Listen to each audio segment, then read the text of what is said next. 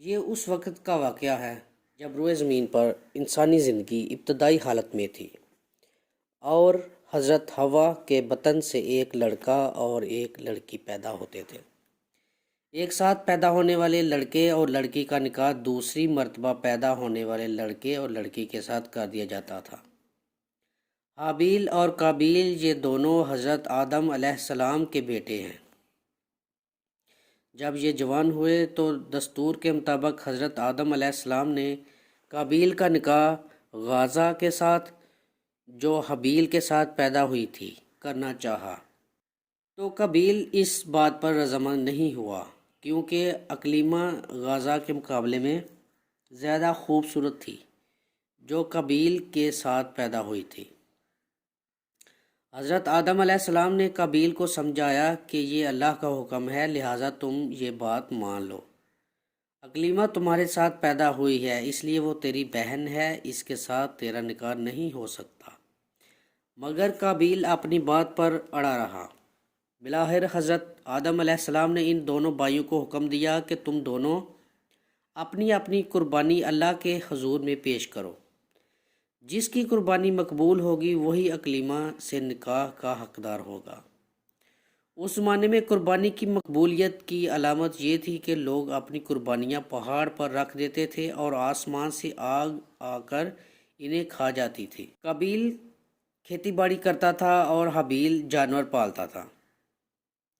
چنانچہ قابیل نے گندم کی بالیاں اور حابیل نے ایک خوبصورت موٹا تازہ مینڈا قربانی کے لیے ایک پہاڑ پر رکھ دیا اور اللہ سے دعا مانگی، یا الہی ہماری قربانی کو قبول فرما۔ آسمان سے آگ آئی اور اس نے حابیل کی قربانی کو کھا لیا اور قابیل کی قربانی قبول نہیں ہوئی، جس سے قابیل کے دل میں حابیل کے لیے غصہ، حسد اور بغض پیدا ہو گیا، اور وہ حابیل سے کہنے لگا کہ میں تجھے مار ڈالوں گا کیونکہ تیری قربانی قبول ہو گئی ہے۔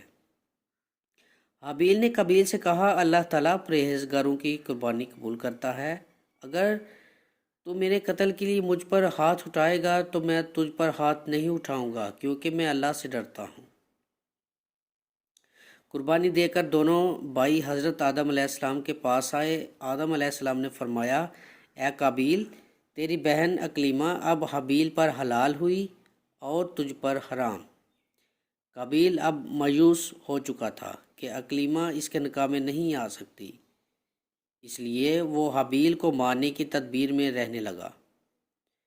اس دوران آدم علیہ السلام جب مکہ چلے گئے تو ایک دن قابیل نے دیکھا کہ حابیل سو رہا ہے، تو سوچنے لگا کہ اسے کس طرح سے ماروں، کیونکہ اس زمانے تک کسی نے کسی کو نہیں مارا تھا۔ جب شیطان نے دیکھا کہ اسے قتل کرنے کا طریقہ نہیں آتا تو اس لائن نے ایک جانور پکڑا اور اس کا سر ایک پتھر پر رکھ کر دوسرا پتھر زور سے اس کے سر پر دے مارا، جس سے وہ جانور اسی وقت مر گیا۔ یہ ترکیب دیکھ کر قابیل نے اپنے بھائی حابیل کے ساتھ یہی کیا اور زمین پر سے ایک پتھر اٹھا کر حابیل کے سر پر دے مارا اور اپنے بے گناہ بھائی حابیل کو قتل کر دیا۔ حابیل کے قتل کے بعد قابیل یہ سوچ کر بے حد پریشان ہوا کہ اب اس لاش کا کیا کرے۔ یہ روئے زمین پر کسی انسان کا یہ پہلا قتل تھا کیونکہ اس سے پہلے کوئی آدمی مرا ہی نہیں تھا، اس لیے قابیل حیران و پریشان تھا کہ بھائی کی لاش کو کیا کروں۔ چنانچہ وہ کئی روز تک بھائی کی لاش کو اپنے پیٹھ پر لاد کر پھرتا رہا۔ اللہ تعالیٰ کو اپنے اس نیک بندے کی لاش کی بے حرمتی منظور نہ تھی، چنانچہ اس جگہ پر دو کوے آئے اور وہاں آ کر آپس میں لڑے اور ایک نے دوسرے کو مار ڈالا۔ پھر زندہ کوے نے اپنی چونچ اور پنجوں سے زمین میں گڑھا کھودا اور اس میں اس مرے ہوئے کوے کو ڈال کر مٹی سے دبا دیا۔ کوے کو دیکھ کر قابیل اپنی اوپر ملامت کرنے لگا کہ یہ میں اس کوے سے بھی گیا گزرا ہوں کہ اتنا بھی نہ کر سکا۔ اس طرح قابیل کو معلوم ہوا کہ حابیل کی لاش کو زمین میں گڑھا کھود کر دفن کر دینا چاہیے، چنانچہ اس نے ایک گڑھا کھودا، اس میں اپنے بھائی حابیل کی لاش کو دفن کر دیا۔ حضرت آدم علیہ السلام مکہ سے واپس آئے اور حابیل کو نہ پایا تو اس کو بہت تلاش کیا مگر وہ نہ ملا۔ لوگوں سے پوچھنے لگے۔ کسی نے جواب دیا کہ حابیل کچھ دنوں سے نامعلوم کہاں گیا ہے۔ حضرت آدم علیہ السلام نے حابیل صدمے میں کھانا پینا اور سونا سب ترک کر دیا اور شب و روز حابیل کے غم میں رہنے لگے۔ ایک روز آپ نے خواب کی حالت میں دیکھا کہ حابیل الغیاث و الغیاث، اے پدر پکار رہا ہے۔ حضرت آدم علیہ السلام نیند سے چونک کر اٹھے اور زار زار رونے لگے۔ اسی وقت حضرت جبرائیل علیہ السلام اور حضرت آدم علیہ السلام اور حضرت حوا کو حابیل کی قبر پر لے گئے۔ حضرت آدم علیہ السلام اور حضرت حوا نے قبر کھود کر حابیل کو دیکھا کہ اس کا مغز نکلا ہوا ہے اور وہ خون سے آلودہ ہو رہا ہے۔ یہ حالت دیکھ کر آپ علیہ السلام دونوں بہت روئے اور حابیل کی لاش کو ایک تابوت میں بند کر کے اپنے مکان میں لا کر دفن کر دیا۔ اس وقت آپ علیہ السلام کے 120 بیٹے تھے، جن میں سے سوائے حابیل کے کوئی نہیں مرا تھا۔ روایت ہے کہ جب حابیل قتل ہو گئے تو 7 دن تک زمین میں زلزلہ رہا۔ قابیل جو بہت خوبصورت تھا، بھائی کا خون بہاتے ہی اس کا چہرہ بالکل سیاہ اور بدصورت ہو گیا۔ آدم علیہ السلام نے قابیل کو اپنے دربار سے نکال دیا اور وہ یمن کی سرزمین عدن میں چلا گیا۔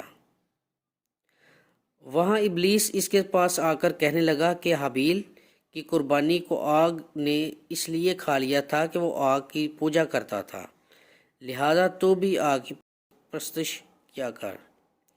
چنانچہ قابیل پہلا شخص ہے جس نے آگ کی پرستش کی، اور زمین پر یہ پہلا شخص ہے جس نے اللہ کی نافرمانی کی اور زمین پر خون ناحق کیا۔ یہ وہ پہلا مجرم ہے جو جہنم میں ڈالا جائے گا۔ حدیث میں ہے کہ زمین پر قیامت تک جو بھی خون ناحق ہوگا اس کے عذاب کا ایک حصہ بوجھ اور گناہ قابیل پر بھی ہوتا ہے، کیونکہ اس نے سب سے پہلا قتل کا طریقہ ایجاد کیا۔ قابیل کا انجام یہ ہوا کہ اس کے ایک لڑکے نے جو کہ اندھا تھا اس کو پتھر مار کر قتل کر دیا، اور یہ بدبخت آگ کی پرستش کرتے ہوئے کفر و شرک کی حالت میں اپنے لڑکے کے ہاتھ مارا گیا۔ کسی بے گناہ کو قتل کرنا خون ناحق بہت بڑا جرم ہے۔ قابیل نے غصہ، حسد اور بغض میں گرفتار ہو کر اپنے بھائی حابیل کو قتل کر دیا۔ اس سے معلوم ہوا کہ حسد، غصہ اور بغض انسان کے لیے کتنی بری اور خطرناک قلبی بیماری ہے۔ اللہ تعالیٰ نے قرآن پاک میں ارشاد فرمایا، جو شخص کسی کو بلا وجہ مار ڈالے جبکہ اس نے نہ کسی کو قتل کیا تھا اور نہ زمین میں فساد پھیلایا تھا، تو گویا اس نے تمام لوگوں کو قتل کر دیا۔ اور جو شخص کسی بے قصور شخص کے قتل سے باز رہے، گویا اس نے تمام لوگوں کو زندگی دی۔ اللہ سے دعا ہے کہ وہ ہم سب کو غصہ، حسد، بغض اور تکبر سے بچائے اور ان سے ہماری حفاظت فرمائے۔ آمین۔ السلام علیکم۔